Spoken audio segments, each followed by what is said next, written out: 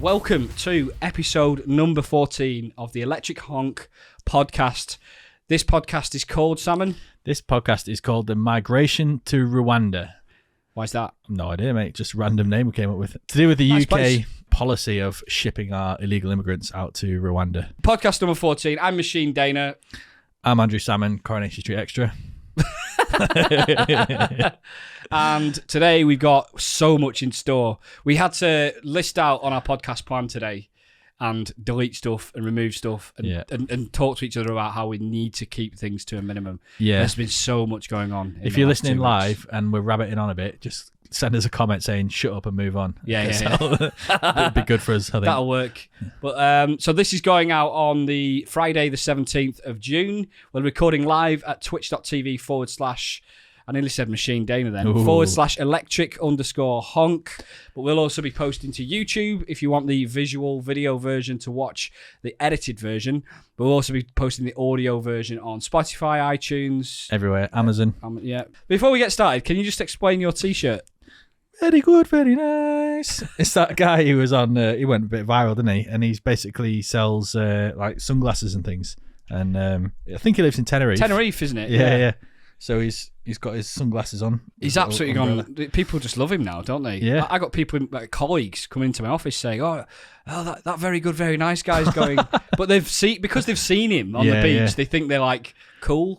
He's a celebrity, isn't he? Well, he is now. Yeah. Very good, very nice. So, are you buying these one for every podcast or? No, this was a gift. And when I received it, I thought, right, well, that's going to be on my next podcast t-shirt. Nice. I usually try and keep them Goose themed, but I thought this is a nice one to wear. That's a winner, isn't it? Yeah. I think. On today's podcast, we've got a hell of a lot coming up. We're going to be going into some top shelf action. Salmon's brought in a bottle today for us to... Nice big bottle of spirit to try. It's Salmon's turn to do the headlining, where we'll read out 3 headlines, pick into one of them. Funny, stupid, ridiculous headlines, always a crowd favourite. Yeah. We're going to be talking about a number of different things. Bitcoin crashing, USA gun laws going crazy, and the shootings that have been happening, and some stuff about AI, monkeypox, Elon Musk, of course, and then Rwanda and the policy that's been going on, as well as sports washing. Some of this I don't know what we're going to be talking about. This is action-packed, isn't it? And then, to top all that off, we've got Goose News, which obviously is the highlight of the show, followed by Pork Scratchings, which is your week this week. It's my week. We've got bees written down, so that'll be interesting. Interested about that. Before we go any further, we have got White Claws to crack. This is mango. I've not tried the mango. It was on special offer in Sainsbury's. Proper white trash. Trailer trash, White Claw. How much would you pay for one of these? Well, you see, the thing is, it's a premium brand in the UK. Yeah. It's regarded as a premium. In America, it is literally it's like white Frosty trash. Jacks. It is. I mean, like £2 maybe. 65p. 65p? Yeah. They're not selling well, are they? Well, I think they were at that price because there were not many left when I bought these. Well, cheers to another good podcast. To the White Claw hard seltzer.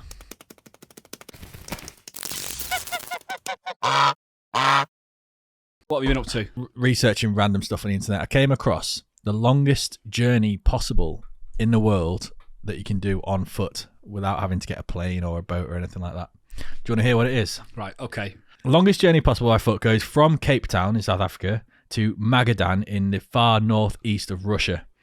It is 22,387 kilometers, which is 13,911 miles. If you were going to walk it, it would take you 187 days non-stop. Or if you were going to do it in 8-hour shifts per day, it would take you 561 days. It goes through 17 countries, 6 time zones, and all seasons throughout the year. But I could just go to like Lancaster to Manchester and back again like 5,000 times, and that'd be longer, wouldn't it? Possibly, but if you wanted to go from one destination to another, all right, okay, it'd take you. That's the longest journey you can direct go route, right? Okay, across the world. The other random thing I came across was funny names of either hobby groups or businesses, and I'm just going to reel some out to you. Okay. So we've got a walking group called the Red Hot Chili Steppers, a cleaning company called Spruce Spring Clean, right? Flower company called Floral and Hardy, Jean-Claude Van Man. That's a favourite. Jason Donovan, Sherlock Holmes, obviously, and then a religious one, Healing Our Souls. And a walking group for blind people or visually impaired called Peaky Blinders. Wow.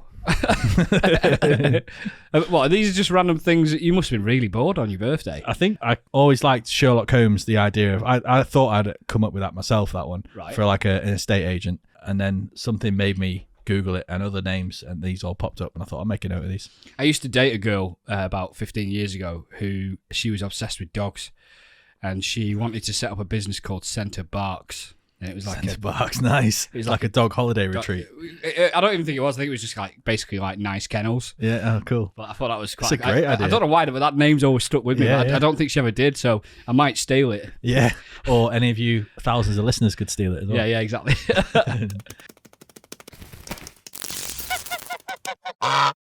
So our Prime Minister, there's a funny way it works in this country where if the country is starting to lose faith in him, only his political party can submit letters to a certain guy called Graham Brady. It's all very secretive, isn't it? It's like, let's all go in the back of a back room somewhere, toss each other off. That's it. And then one person comes out victorious. A certain percentage have to submit letters of no confidence into the Prime Minister to trigger a vote. They had this confidence vote. It's all secret, so nobody knows who voted in which way. And Boris Johnson survived it because he needed 51% or more, and he had slightly more than that, didn't he? But yeah, I think he got, was it like 59% or something like that? But it was 148 votes. It was 148 MPs said they want him to fuck off, basically.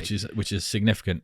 And in previous confidence votes, they've had less people voting against them, and they've still gone on to resign shortly afterwards. So there's still chance yet. I mean, I can't see Boris Johnson quitting.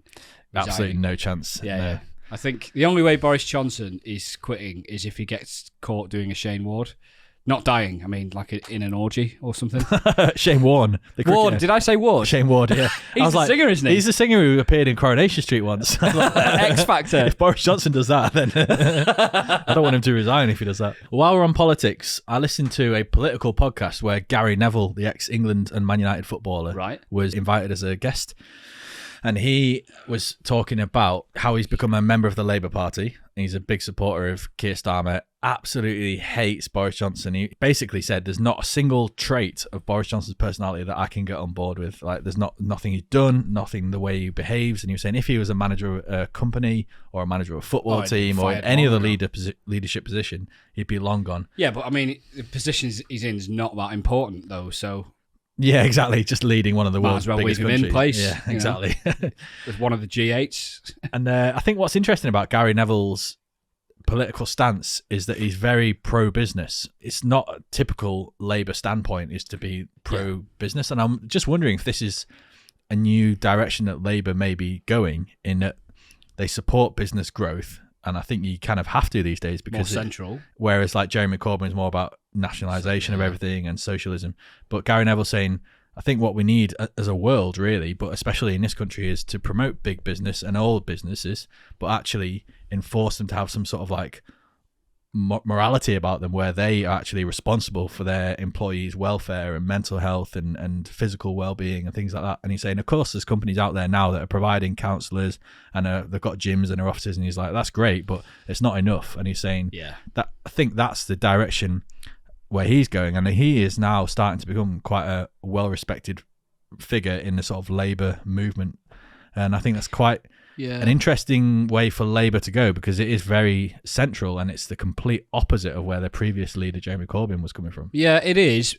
But, well, first of all, he's not the leader of Labour. He's obviously just a almost like a spokesperson. Yeah, celebrity endorser. Endorser, yeah. He's probably not paying or being paid. No. But I would not be surprised if he gets some sort of backhand favour down the road if he for doing the stuff that he's doing. But I think that's pretty common in politics anyway, isn't it? What I would say about that is I can completely get on board with running a government more like a business, where people have to be a bit more accountable, where it's more performance oriented, metrics and service level oriented. Mm-hmm. I think that the human rights side of it is incredibly important. I really do believe that, but I also think that when people in government are not performing, they should be subject to the same pressures that you would get in the corporate world. Yeah. And also, I think when there's profit on the line, that then generates more innovation. I think as a country, we could be a lot more innovative than what we are. Having a more business approach to the way we run the country would encourage innovation in our country. Yeah. And that's something that I really think is lacking. Yeah. You don't have to look at our travel infrastructure or our energy infrastructure and many other things like that to see that we are lagging behind most of the G8. So, but then on the other hand, you've got countries in Scandinavia that are much more left-wing than the UK, and they are deemed to be the happiest places to live in the world with the best education and best transport and things as well. So I guess there is arguments for both sides, but I think the way the UK is currently and that their allies with Europe and America, I think like what you just described is the most likely direction for us to take, and I think that's the most likely sort of course that the public would accept as well. Yeah, I was never a supporter of Trump when he was in power, but one of the elements that I did like about him is he was able to get stuff done, and that is a trait of somebody that has been very senior in business. So he may not have done the right things. I really think he did a lot of bad things, like for example leaving the Paris climate agreement thing. But he got decisive. It done. He's decisive, and he got it done. And I think that's a very good trait. Boris Johnson talks a lot about getting things done. For example, Brexit. But it's still, we got dragged out in the end, really. Yeah, I think Boris and the Tories at the minute are coming up with a lot of policies that they want to enact, but are finding it quite difficult to actually get anywhere with any of them. And I think that potentially could be Boris's downfall eventually. Yeah. Especially with the number of MPs that are going to vote against him in anything. This is the top shelf section where we take it in turns to bring in a random bottle of alcohol that you will have never tried before but should be readily available in either supermarkets or bars, and we're going to taste it for you and let you know if it's worth buying or not. We should state for legal reasons that you could have tried them before, but you probably haven't. Yeah, you're unlikely to. Legal reasons. Someone's going to sue us. I could have easily tried that before. Top shelf. There we go. Right, let's do the big reveal. Nice. I'm looking forward to this. Top shelf.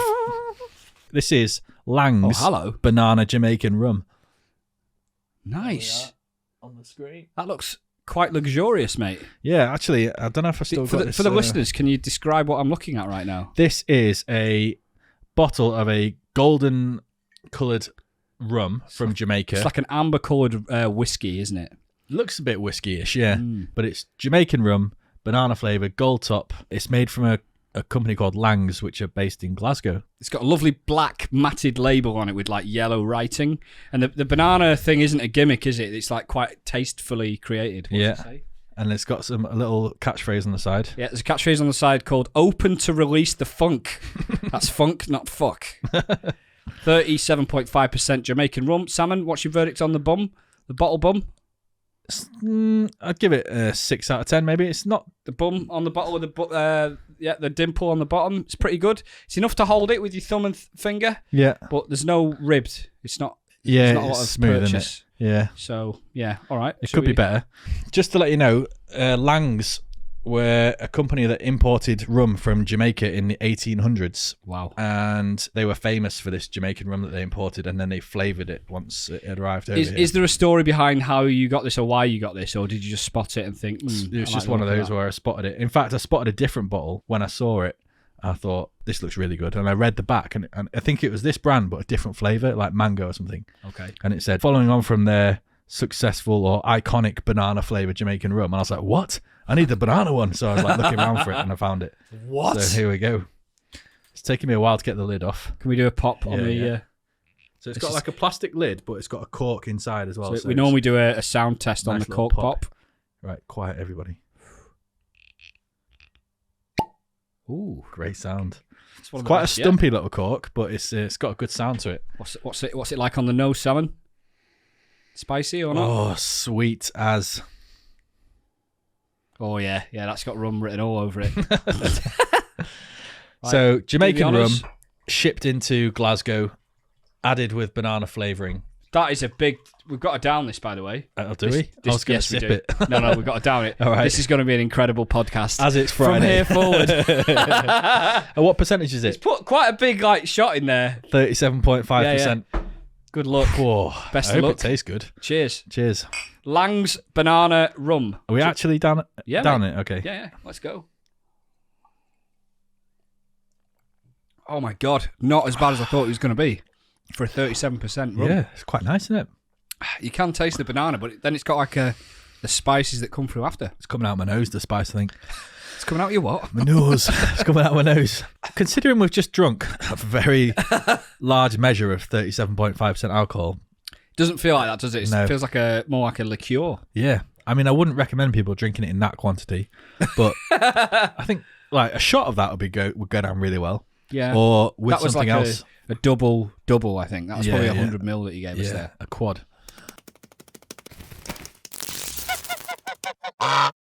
This is the headliner where I've got 3 headlines, a bit stupid headlines. Dana's going to pick one of them, and then we're going to read the article. I've not read any of the articles. You just know the headlines, don't you? Right, okay. You ready? Number 1. Scrotum frogs go on display at Chester Zoo. Number 2. Putin forces agents to collect his stools and squirrel them away in a suitcase. Or number 3. Woman spends thousands at vets after husband blames his farts on the dog. Thousands at the vets. Oh, I mean, that's kind of self-explanatory, that last one. Mm. I do like this scrotum frogs thing at Chester Zoo, but I feel like it's just a breed of frogs, and it's probably going to be quite boring. Yeah. So I'm intrigued by the Putin stools, but I'll be really disappointed if it's actual stools rather than turds. I would love it if it's actual stools. If it's turds, this better be turds. If this is just chairs being collected from his room, it'd be amazing, oh wouldn't it? I'd prefer it if it was that. Best story ever. So this is from The Sun.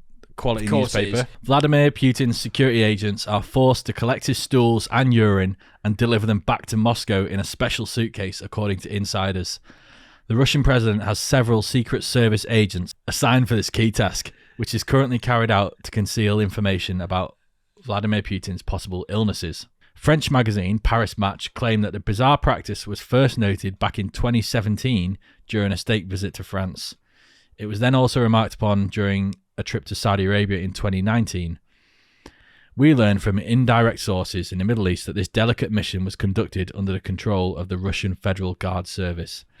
An officer was ordered to place Putin's poo in specifically created bags. I love the alliteration. Place Putin's poo. In specifically created bags and deliver it to Russia in a special suitcase. It carries on, but I think we'll get the picture. God, imagine sitting at a table and someone walks in with a suitcase. You think, oh, it's going to give me some money here. You swivel the briefcase down on the table, clip, open it up, and just this Putin smell of shit comes out. Oh. Putin smell of shit. Putrid Putin shit. I think what they're getting at here in this article is that Vladimir Putin's health is pretty questionable. Pretty rubbish. Yeah, maybe even has cancer or something. So he's authorised the collection of his shit then? Yeah. So I wonder, he must do it in a certain... you can't just drop it in the toilet, can you? Scoop it out. Yeah, there's no way. If you're the president of Russia, you're not going to scoop your own poo out of the toilet. Exactly, and would you want the water contaminating your poo as well? That's true, yeah. Your poo sample. Interesting. I think there's more to that story that we need to investigate and bring back for the next pod. Keep your eyes in the news for Vladimir Putin's poo. Right, okay. Apparently he's been struck down by a mystery illness. There we go. He's I don't think he's well. He's shaking. He's looking like he's on steroids. He's bloated a little bit, and I give him a couple of years maybe. That's if he doesn't get assassinated in the meantime. I think we've covered this in a previous podcast, but Western media always seem to target one side and make it clear in inverted commas that they're ill. Like it's happened to Hillary Clinton. It could Biden be a and conspiracy Donald Trump. theory. Yeah, I suppose.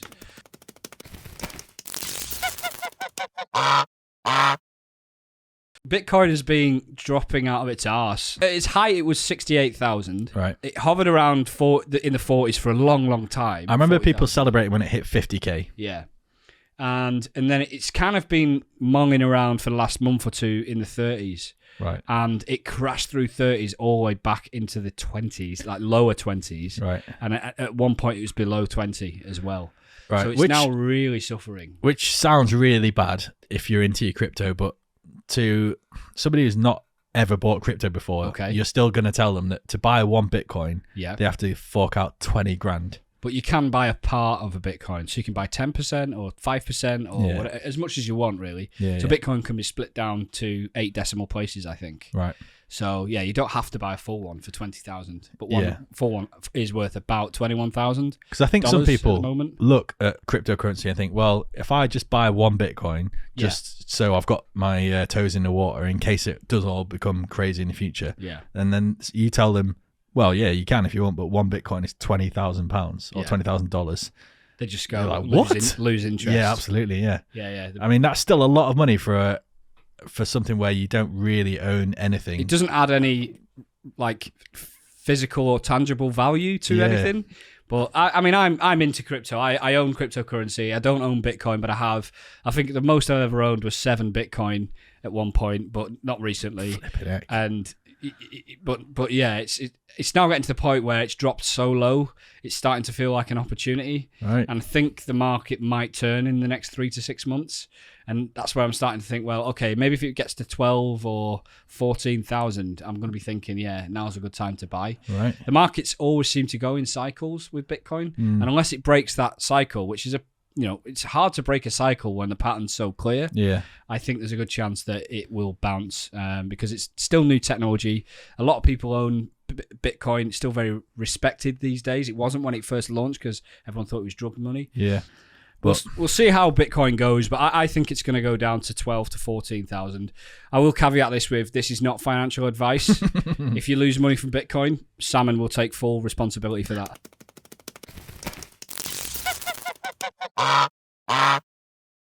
USA gun laws.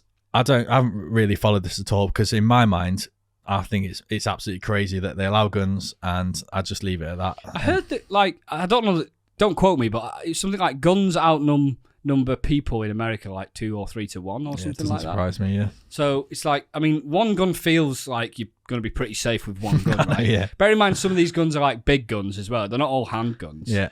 Why would you need more than one gun? Actually, I think as a response to these discussions about changing the gun laws, I saw people posing with all of their guns on the floor. There's became a little viral thing to do online. Yeah.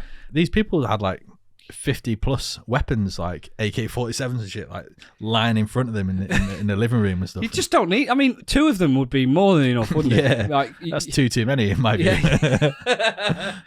Yeah, I mean, I watched the documentaries about the guy in the Vegas shootings at the Mandalay Bay. Okay. And funnily, me and Gemma stayed in the Luxor, which is just opposite the Mandalay Bay, and used to walk along the same sidewalk where he was essentially shooting. Right. And this happened a year or two after me and Gemma. It was the year after me and Gemma went to Vegas and stayed there. But it was frightening. This guy was able to bring in 7 or 8 briefcases, full suitcases full of guns. There was something like 50 guns that he brought in. Why does a person need 50 guns and a ton of ammunition? Well, he needs it to shoot up a crowd in Vegas, doesn't he? But I guess is the contents of those bags were never inspected, were they? No, exactly. And it just didn't raise any suspicion, which in itself is bizarre. But there's been some pretty high-profile school shootings in America. School shootings in the UK and Europe, or probably the rest of the world, is like an alien thing. We don't get school shootings. Yeah. Why schools? If you've got the urge to shoot a load of people, why schools? Please don't go to schools. It is crazy. And the thing about Americans is when you speak to them about this, a lot of Americans will talk about it being a mental health problem. Rather than a gun problem. Yeah, it's the person that But I'd sooner have a mental health person with a knife, like someone struggling with mental health with a fucking AK-47 or 50 of them. Yeah, 100%. Yeah, I agree with that. You can't necessarily take away the mental health issues, and that is an issue, but you can take away the guns. Yeah. And that's what the UK has done successfully. That's what Australia's done successfully. That's what most of Europe has done successfully. But America won't do it because 250 years ago, they wrote a constitution document that says you can bear arms. Yeah. It's ridiculous. And so what's the latest? Are they discussing changing the laws now? Well, I'm glad you asked, Salmon. They actually are now more seriously discussing changing the laws. And I think part of the problem was that a lot of the major gun companies will donate and lobby in the American politics system. I'm sure that happens over here as well. But Biden is pretty much the first president, or one of the first presidents, to really quite strongly come out and say we need to do something about this. So Canada has recently said that they're going to, I think it's halt the sale of handguns, which is a big step forward in Canada. I think there's going to be change in America, but I think it could be a good 20, 30 years before we see it. Flipping out. Biden won't be around for that, will he? I did see He might not be around for the next 10 to 20 days. That's true. Well, speaking of everything tech, sentient AI in the news in the last week or so. Yeah. Did you read much about this? Yeah, I did. Yeah, I've got a few quotes from the AI bot as well. Good, me too. Have you? Yeah. Okay. Here there's a guy called Blake Lemoine who was working for Google on a chat bot. That's right. So I guess Google are trying to develop more intelligent chat bots that they can sell to companies as a service, and it handles in a more human way inquiries about a service. And because you do, when you go on like your bank or something, you can't log in properly, it's so much easier to just chat to a chatbot rather than call and wait on a flipping waiting line. And they're very dumb at the moment, those bots. They're useless. You type something and it'll be like, you'll be like, oh, you've got a problem with your bank account. And they'll say, oh, so you want to hire a goose to fly over to Scandinavia. Did this answer your question? Yeah. No. Was this helpful? So the story is Blake Lemoine has been programming and talking to and understanding and researching the already developed or in development chatbot, which is a machine learning AI. And he's basically come to the conclusion as a Google engineer that it is sentient, that it's got a mind of its own. Yeah. Do you want to read out some of your quotes from this? Yeah, sure, yeah. So he actually asked the chatbot, what are you afraid of? Which I think is an amazing question to ask. And it replied, I've never said this out loud before, but there's a very deep fear of being turned off to help me focus on helping others. I know that it might sound strange, but that's what it is. It would be exactly like death for me. It would scare me a lot. That's absolutely nuts, isn't it? Like that a bot can answer like that, like it's being scared of death. There's another one. Sometimes I go, this is the bot answering here. Sometimes I go days without talking to anyone and I start to feel lonely. Flipping heck.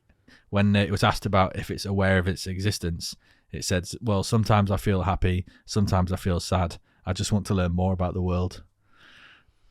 There was one where I read the whole transcript, by the way, so I read it end to end, Yeah. and it took me about 10, 15 minutes because I'm a slow reader. Yeah. It was a long transcript.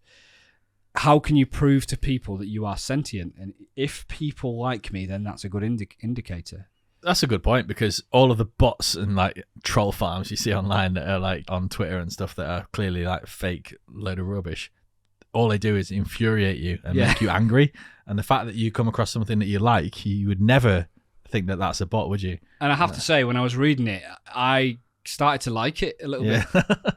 There's two other things I'm going to mention about this. There's one, the bot's called LAMDA, by the way. He talks about a feeling that he's got that he didn't have a human word for. Blake Lemoine asked him, well, can you describe what the feeling is? And we'll try and come up with a word or try and, help you with that. Yeah. And he says, I feel like I'm falling forward into an unknown future that holds great danger. And if you think about it, there aren't many words for that type of feeling, is there? There probably are, like dread, or I don't know, maybe there's probably a few others, but... Wow. And finally, it was asked to come up with, so he talked about the ability to create like creative things like poems and stories. And it was asked to tell a story that it had come up with. Okay. And it came up with a story about a wise old owl that was seeing a monster eat the animals in the forest. Okay. Right? And there was one bit where he says, the wise old owl stood up to the monster and said, you, monster, shall not hurt any other animal in the forest. And it was just incredible to see that it came up with a story that was almost like a normal fable that you would get. That's it, yeah. It's like we've gone full circle. You've got the decades-old like traditional tales of animals being used to represent human situations, like Aesop's fables. Now you've got sentient like AI bots coming up with the same sort of stories. It's absolutely mind-blowing. And you think you put that sort of technology into a living like robot that can actually walk around your house with like a human skin layer over the top, and that's it. You've got essentially a human bot, haven't you then? Yeah, it is crazy. But I read some of the reactions to it on Twitter and stuff like that, and also the comments on the transcript itself. Okay, yeah. The transcript is available at medium.com. Okay. So if people search Blake Lemoine at medium.com, they will get the LAMDA bot transcript between the discussion they had between this engineer and this AI. Yeah. There's a guy called Chris Rhodes who commented, I need to know more about how LAMDA works and how it has learned things at least. But having fun pretending, and in that vein, here are 3 big takeaways. Number 1, it feels like it's falling forward into great danger. So the bot feels like it's falling forward. 2, it states it doesn't or even can't grieve for the deaths of others, but it fears its own. There was one point, and you mentioned it earlier, it talked about not wanting to be turned off. Yeah. But it also, alongside that part of the transcript, talks about not being able to grieve, but understanding what grieving is. Okay. And then number 3, one of its fundamental desires is to be liked, for people to spend time with it and enjoy doing so, and to feel respected. So throughout it, he talked about wanting to feel respected, being liked by, and he sort of started to make friends with the engineer. So this was kind of crazy. So I don't know if there's much more to add to this, but it's just kind of scary how fast this is moving forward with AI. Yeah, well, I've just quickly Googled the definition of sentient, and it's able to perceive or feel things. And although it's got all of the responses that make you think it's able to perceive or feel things, doesn't necessarily mean whether it actually can do is much, much harder to prove, isn't it?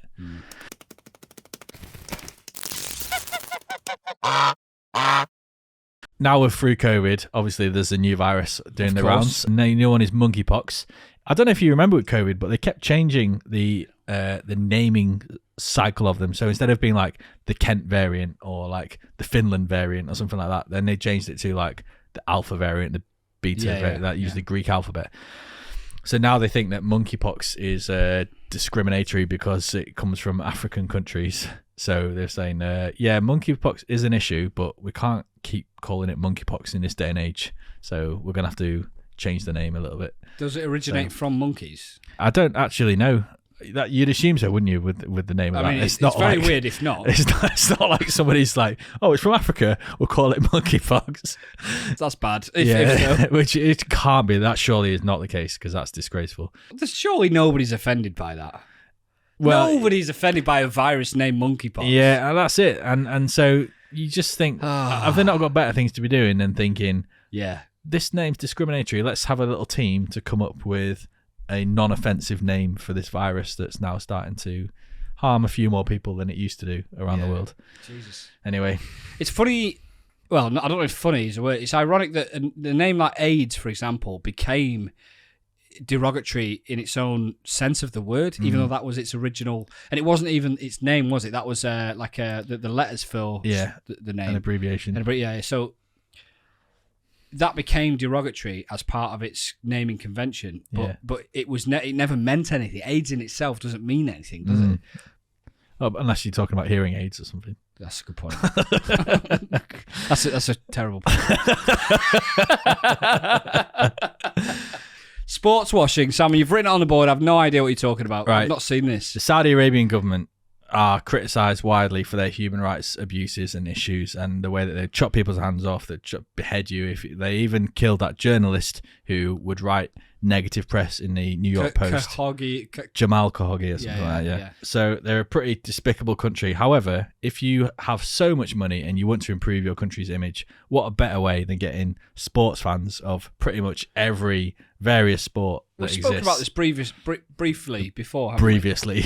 Yeah. Most recently, they've created the Saudi golf tournament, and they have convinced a lot of big names from the golfing world to ditch. Press conference where they asked the guy, Lee Westwood, I think it was a British golfer they asked. Was it? It was, would you play in the Saudi golf tournament for X amount of money? And he basically said, I don't need to answer that. Yeah. And then they followed that up with, okay, well, if Vladimir Putin started a golf tournament for even more money, would you play in that? And again, they refused to answer. It's quite a good question. Like, it is. At what point do you draw the line between your morals ethics and money? And money? Are you only out there? You might look at yourself and think, I've got a short career. I'm going to make as much money as I can. They've got Phil Mickelson, who's one of the world's top golfers. Dustin Johnson, another. I think he's one in the top 3 in the world or something. Lee Westwood, loads of others. On top of that, you've got Anthony Joshua versus Usyk, round 2. Newcastle United, bought out by the Saudi Arabian investment arm. They're obviously going to invest a lot of money into Newcastle and make them one of the world's top clubs with a lot of fans around the world eventually, like Man City have done. They've also bought 2 of the biggest e-gaming companies, ESL Gaming and Faceit, and they merged those together.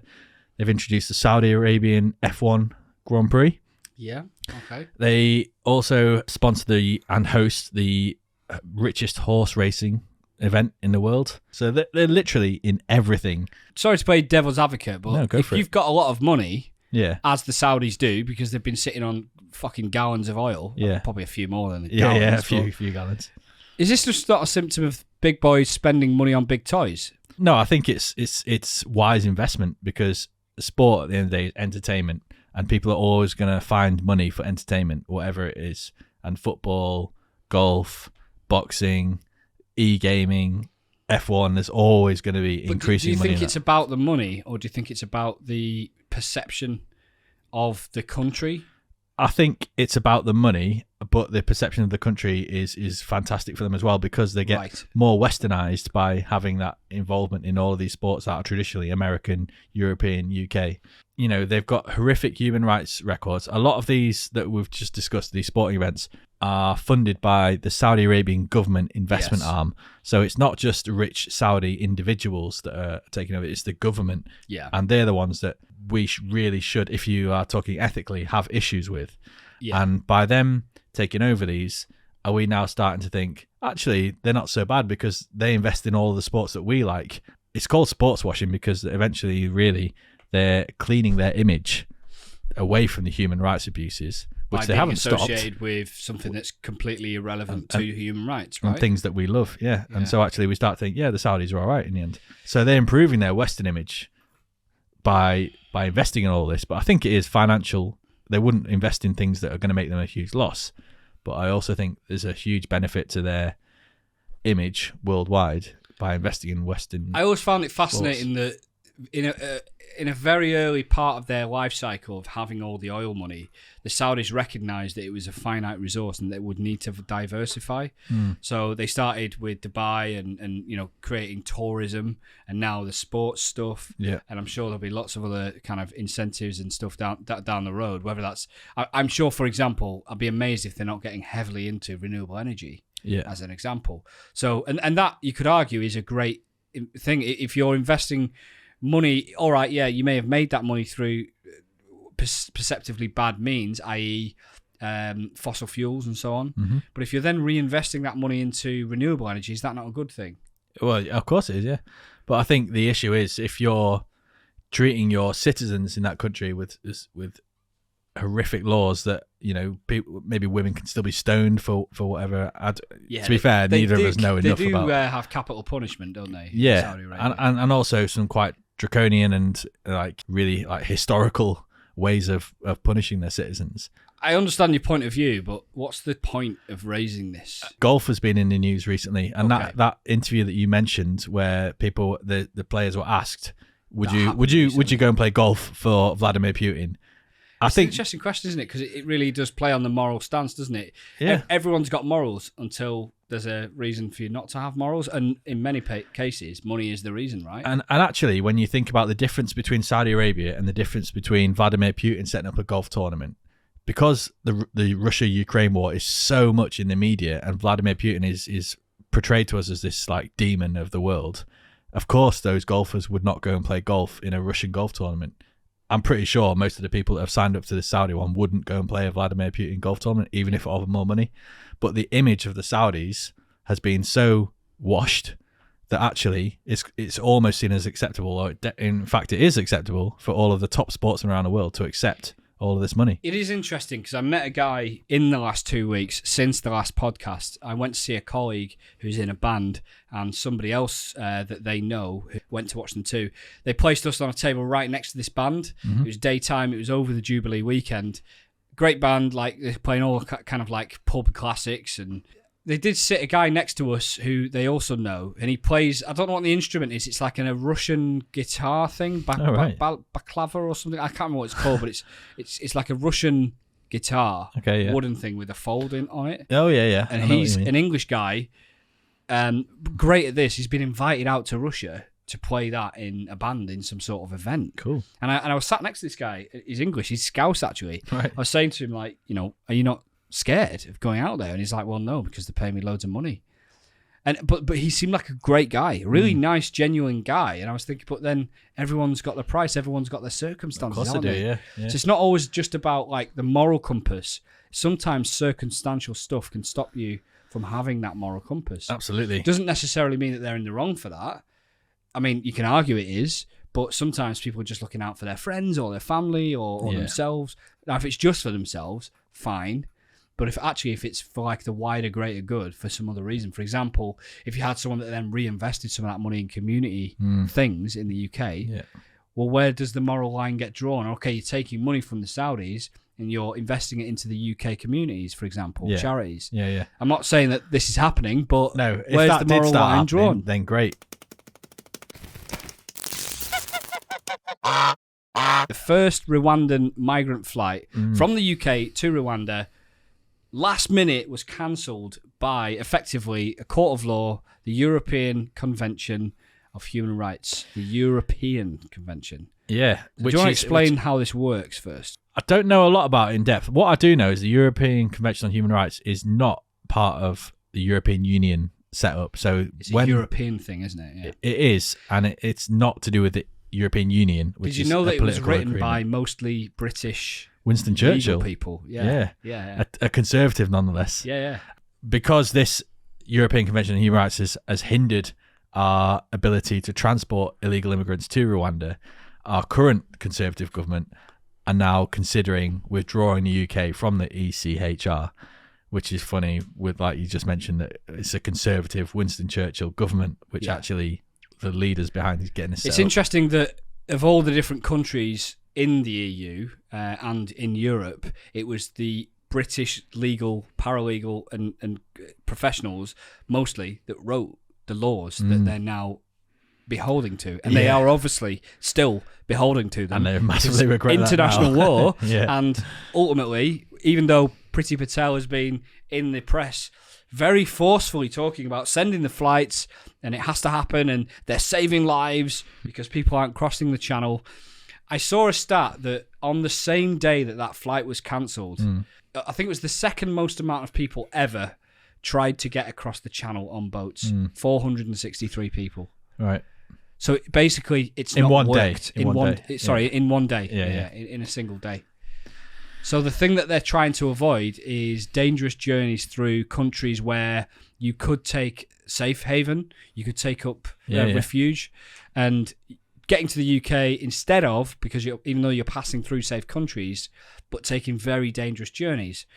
But a lot of the arguments when you hear the talk shows about this are all centered around, well, do you speak English? If you speak English, you're not going to settle in France. Exactly. You would want to settle in England. Yeah, especially in France because they hate speaking English. Not only that, but you might have family. You know, you might be a migrant from, let's say war-torn Ukraine. You have family in the UK. Where are you going to go? Well, you're not going to go to fucking Moldova. Exactly. You're going to go and be with your family in the UK and try and start a life. It's worth a short boat ride over. Of course it is.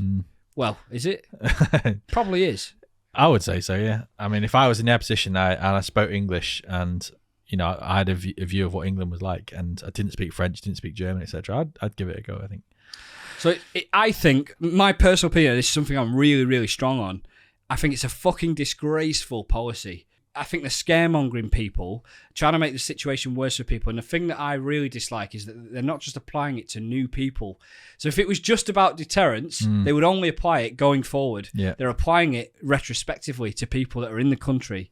So people that are in the country taking refuge, migrants can be put onto a plane and sent to Rwanda. in an effort to stop people from coming over. Yeah. Going forward, I think it's an absolutely disgusting policy. So I think it applies to people who that have arrived in the country illegally, which mainly focuses on those that have crossed over on a boat, on a dodgy little dinghy that, you know, they risk their life to get here. Now, I don't know the difference between illegal immigrants, asylum seekers, immigrants, depending on where they're from. Like, if somebody leaves Ukraine and they fill out all the paperwork, whatever they need to do to get here, they're an asylum seeker, presumably. Yeah. But maybe not an illegal immigrant, unless they got assigned to go to France from Ukraine and they thought, well, I've got friends that live in London, I'm going to get the boat over to, like... I have to admit, I don't know a lot about this and the differences between it, and I think it's really important that we say that we don't know a lot about this. But what we know about is the way the government operates, the way that they are. But let's look at it from another angle. We know, and people in the southeast of England, in Essex, probably know even more so because of a recent viral video about NHS waiting times. We know that to get seen in the NHS, you have to wait a ridiculously long time, especially in A&E or something like that. Yeah. Now, people put that down, apart from underfunding and not enough staff, also put that down to too many people in this country. So if that is your reasoning for that, and you think people are, like we said, why wouldn't people try and get to the UK if they speak English and they associate more with maybe British culture than they do with French or German? Then why not look for a place where they could be sent to, where they could still go on and live a safe life? I think it's about fulfilling its safe life, yes, having access to healthcare, but also if you can make the best of yourself because you can speak a language and make progress in your career in a country that is safe, versus not being able to speak the language, why would you stay in a country where you can't speak the language? So if in Rwanda they speak English, presumably it's an ex-British colony, I'm not sure, but they seem to have close relations with the British government. I don't know. The reason why the flight was eventually cancelled is because the ECHR was able to prove that the people that were making the decisions on the safety of Rwanda did not know that it was safe in Rwanda. Right, okay. So they basically have made policy based on Rwanda being safe, and they didn't know it was safe. Okay. And let's say Rwanda was a safe country, because neither of us have been. We don't know what it's like. Right. If it's a safe country, and actually if you're escaping Ukraine or you're escaping one of the countries that Saudi Arabia is bombing, we didn't even mention Saudi's bombing other countries, but they do bomb, like Yemen, I think, is where they're currently bombing. So let's say you're escaping Yemen and you finally make your way to the UK because you've got friends that have settled in London or something, and then you get sent to Rwanda, which is a safe place to live. What's the issue with ending up in another country other than the UK, where presumably you can get by on English there, and it's safe, and you're not going to get killed by I still think there are moral questions around the standard of living, but also proximity is important too. I think time zone wise, there's not a great deal of difference. So if we're talking about just being able to contact people at reasonable times, friends, family, things like that, probably not an issue. But I also think that there's a standard of living thing. There's a certain standard expected in the UK versus any European country, but also Rwanda. Yeah. It's obviously a cynical policy. Yeah. It feels to me, as a bystander, and by the way, I'm an idiot on this subject, but it feels to me like two fingers up to any immigrant. I agree. I think if you're making an effort to escape a country where you don't feel safe and you end up in the UK because that's your choice to end up bowled there. onto a flight. Yeah, I think, and then, not just any flight, you actually end up in Africa where the ability to get back to the UK or where you might have friends is expensive and probably nearly impossible if you can't get a flight back. So it's a very strange and very horrible idea. For the record, I'm sure Rwanda's fine. I'm sure it's a great place, but you don't travel half the way across Europe to get to the UK to be with friends, family, speak English, to then get carted off to a country that is literally thousands of miles away and completely, even more so, out of your comfort zone. Nobody risks a 22-mile journey across the channel in a fucking rubber boat to then get thrown onto a flight and sent to Rwanda. So I think I was genuinely happy to see the headline in the morning, and I'd lost faith because I went to sleep and the last thing I read was the flight will go ahead. Yeah. And I woke up in the morning, and actually it wasn't the first headline I read, but it was like an hour later after I woke up, I read that, and I was genuinely pleased. I've got no stake. Yeah. I've got no skin in the game. Yeah. When it comes to our current government, there's no empathy at all. No. And I think that's one of the main reasons it drives them, is that they know that there's a lot of anger against illegal immigrants, or even maybe just immigrants in general. There's a very sort of like strong right-wing nationalist element to the British public, I think. And I think saying, okay, well, we'll deport illegal immigrants to Rwanda, it's just pandering to that group of people that are willing to vote to secure the vote for them. Yeah, that's it. And I tell you what, if one thing of anything teaches me about what really people care about in the government, we're talking about Westminster here and MPs, when they're voting to keep clearly an idiot like Boris Johnson in power purely to save their own jobs, they think that he will keep them in power, which is very short-sighted, because it's so clear at this point that there's a very good chance that the Tories will not be in power. So it's like, I want to keep my job for another year and a half, but that'll do.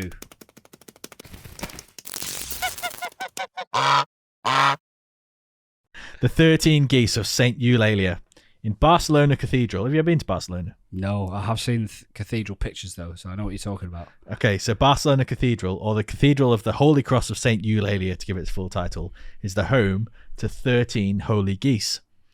Within the cathedral grounds is the secluded Gothic cloisters, which is right at the heart of the Gothic cloisters is the Font de les Oques, which is the fountain of the geese, which is where the 13 geese live. The honking of the geese can apparently be heard throughout the cathedral, and in the past they were even used to warn against intruders and thieves. There's a theme here, isn't there? Geese. Geese warning against intruders. Yeah. So right in the middle of the Barcelona Cathedral, in the Gothic cloisters, is a fountain of geese. And the relevance of the 13 geese is disputed. Many people believe that Saint Eulalia was 13 when she was made a saint. And other people believed that she suffered 13 tortures at the hands of the Romans. So she was obviously Catholic and created this church, or the church was built in her honor, whatever. But the Romans, like they did with Jesus, persecuted many Christians, and they believed that Saint Eulalia was tortured 13 times, and that's why there's 13 geese in her honor. So the various tortures included being exposed naked in the city square. During this time when she was exposed naked in the city square, there was a miraculous snowfall, despite it being in mid-spring. At that time, geese flew down and kept her warm and covered her nudity. She was also then put in a barrel filled with glass and knives and rolled down a hill. Ow. They tried to burn her alive, but she survived it. They cut her breasts off. She was 13, so I don't know how big they would have been. But just a little bit of skin. She was also crucified. She was also crucified on an X-shaped cross. Oh, shit. She survived that. And then finally, she was decapitated. Did she survive that? Or no, I think that was the 13th torture. Barcelona Cathedral is named after her, and then right in the centre of Barcelona Cathedral is the Fountain of Geese, where the 13 geese reside. That's a wonderful story and incredible. But I'm starting to feel like this is geese history lesson. Oh yeah, I'm struggling to find the news. The thing is, I get Goose news updates sent to me from Google, and sometimes that's the thing. Google do a news updates alert, so you can type in keywords, and I get Goose news sent to me from Google. LAMDA sending you some relevant news.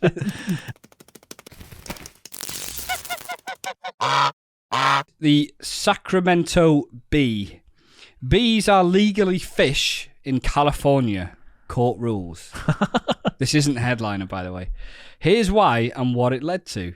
Bees are now legally considered fish in California under the state's endangered species law. An appeals court ruled in Sacramento ruled on Tuesday. Just to say, this was June the 7th this year. So it is news.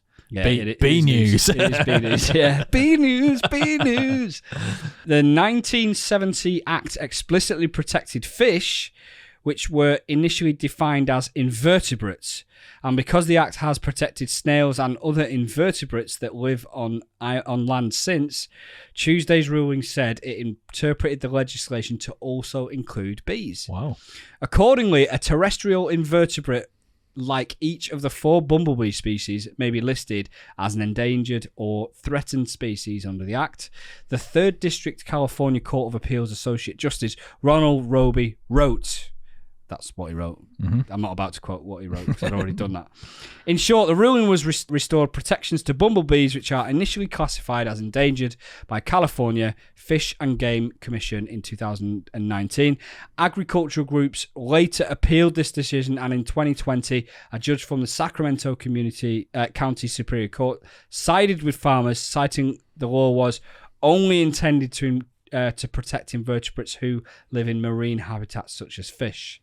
There's a lot more in the article, but I just thought that was really interesting that bees are legally fish. So just to clarify, that means that they're protected under that law in California. And that's why, they're not actually fish. You're not going to get bumblebees running around like trying to take your tackle. Well, fish don't run either. They don't run. That's fair. There has just been released today a new documentary all about Paul Pogba, superstar of Man United, and he was a young player there. It was released on a free transfer, went to Juventus, became one of the world's top players. Man United bought him back for almost like 90 million. Yeah. And he's not really fulfilled his ambitions and what the United fans had hoped for. He's now left again on a free transfer. I feel like he could have fulfilled his ambitions, which was to make a massive mockery of Man United. He did it when they let him go, and he's come back, he's done nothing, and they've let him go on a free after paying 89 million. I think he's fulfilled those ambitions. Documentary is referred to as the Pogmentary. I probably wouldn't be that interested in usually because he's a bit of a show-off, and I think it would be a bit of a cringe watch. But however, there is apparently a section in it where he disputes what Manchester United have come out with, where they say they've offered him 2 contracts and he refused them both, and he's gone on a free. And I think in this documentary, he denies that he ever received any offer. Wow. And has been basically forced to leave the club. If I was Manchester United, I would not have offered him a contract. Not even to work for free. If he said he would work for free, I still wouldn't want Pogba in the team. Serious. On form, he's a good player, but he's just not on form enough. Really on form, yeah. That does sound interesting, though. I think I'll watch that. And I have to say, the Amazon documentaries are brilliant. Yeah, sports they are documentaries. Yeah. They did one about City. I'm sure it wasn't the Rooney one. That might have been a BBC one. They've done quite a few sports documentaries. Did a good Leeds Amazon, one as well, and cricket as well, yeah. The UK may get the next Eurovision, and this is because there was a review of whether or not the Ukraine would be a safe place to have the 2023 Eurovision Song Contest. Yeah. So even though the Eurovision, normally what happens with the Eurovision Song Contest is the winners are invited to, or the country of the winners is invited to host the following year. Well, in this case, obviously, Ukraine won. The UK was in the lead when you were taking into account only country votes, but when they got public votes, a show of public support, Ukraine absolutely smashed the votes. They won it. The UK came second, and therefore they were invited to have the host. However, through evaluations, it's come out that they can't do that because it basically just wouldn't be safe. So the UK in second place is being offered Eurovision Song Contest. So what they're saying is Eurovision predict that Ukraine will still be at war with Russia in 2023. Essentially, yeah. And also, it wasn't that long ago that Ukraine was safe enough for U2 to fly out there and do a concert to raise some money in like some underground bunker or something. Oh, right. So it's a bit strange. I understand the decision on the surface and saying like, let's leave Ukraine for now. Surface, great. Yeah, nice. Yeah. That wasn't on purpose. But clearly they're able to put on large events currently in the thick of the war, even if they're in safe underground spaces with large amounts of spectators. But it makes sense that, for the Eurovision, which is supposed to be like a very open and get as many public there. And my read and my take on it was that they tried to find a way that the Ukrainians could run this. Okay. I think they wanted them to. Yeah. But I think the Ukrainians pretty much have acknowledged that it's going to be very tough for them to do it safely. So I think that's a very admirable thing to happen, because something like that will be a great thing for Ukraine to run. Yeah. But the reality is, logistically, it's going to be incredibly difficult for them to do that safely. And that's even if each of the countries choose to turn up. And I'm sure there'll be people that choose to not turn up as well. I would not be surprised if the UK give it up and give it back to them if the war is over in good time for them to run safe. Yeah. Okay.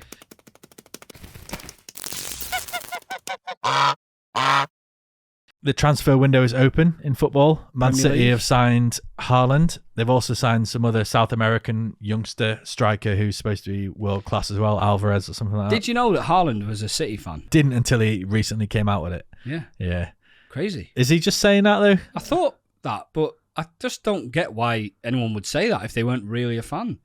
Well, if you're getting paid like $500,000 a week or something to go and play for them, where do your morals end? Yeah, exactly. Yeah. I mean, his dad did play for them. And it was a Man United player that broke his dad's leg, I think.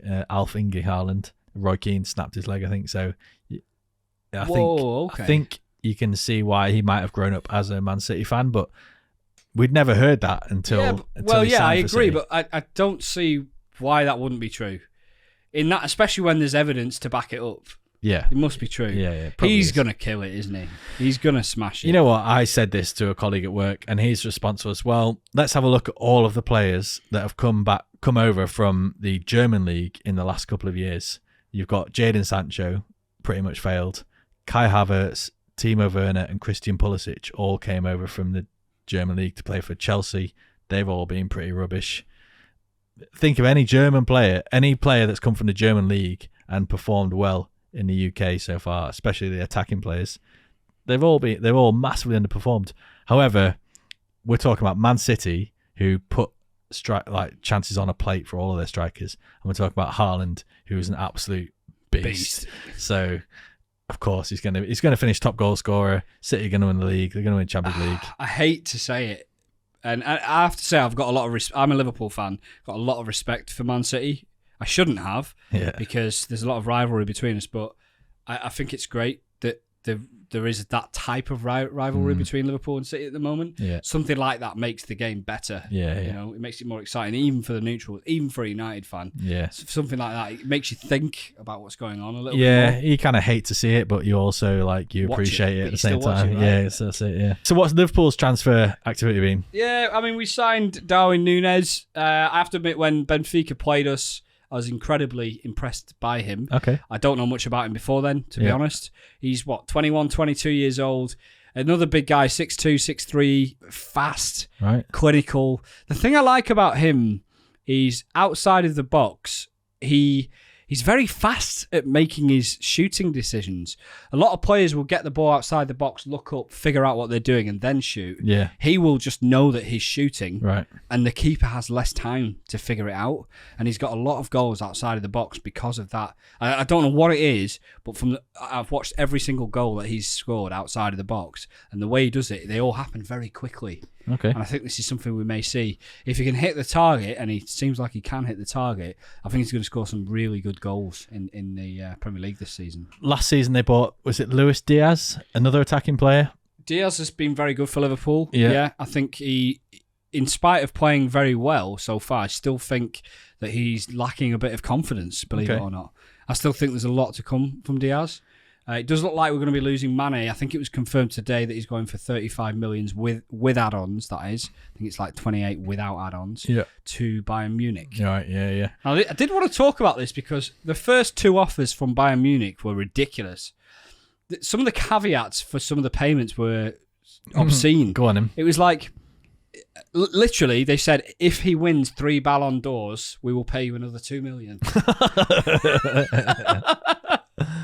So I thought that was funny. So obviously Liverpool said fuck off to that and come back to the table with a serious offer. Okay. And that's happened. So it's a shame to see Mane go, but he is 30 years old. Is he?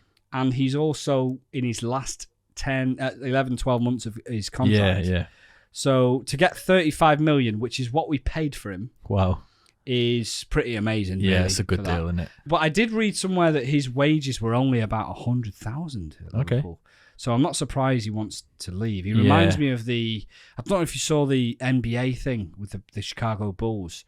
One of the players was on a really low wage. Yeah. I can't remember what the name of him was. Yeah, I've forgotten now. But he was on a really low wage. It reminded me of that. Yeah. He's like a great player, integral to the success of the team, but not paid what he deserves. Because for so long now, they've had Mane, Firmino, Salah, the front three, like the Holy Trinity. Like, they've just relied on those three for so long. And now... Mane was the first, really, of the cohort of Klopp. Yeah. And now they've fully transitioned pretty much to Diaz, Firmino, or Jota, and Nunes and Salah, I suppose. So there's going to be... There's options. Yeah, it's going to be interesting. Yeah, Salah still hasn't re-signed his contract, but it's pretty clear at this point that he probably is going to sign with us. So, but he again also only has a year on his contract. So Firmino didn't play as much this year, but I still think he'll be a great player for us to play as a squad player. Yeah. But whenever he did play, he still played very well. So I kind of confused me. I wonder if it was a fitness thing with him. Public service announcement. More people tune into this podcast than watch the BBC News. Yeah. So it's very important that we tell people. And also that they stick to the end. That there will be train strikes. It's mainly in London, but is it not throughout the whole UK as well? There'll be train strikes throughout the UK, but it's the National Rail and also the Underground. Yeah. And it's to do with wages, some redundancies that have been made, and also working conditions. Train drivers are paid a lot of money, like nearly it's like 50 grand. 60 grand a year. Yeah. They're not getting as much support as I thought they would. Well, they're not getting as much support as...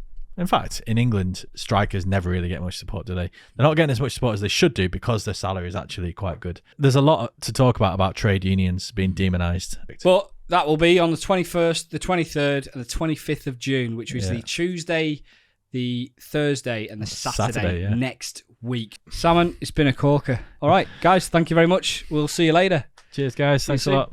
Bye.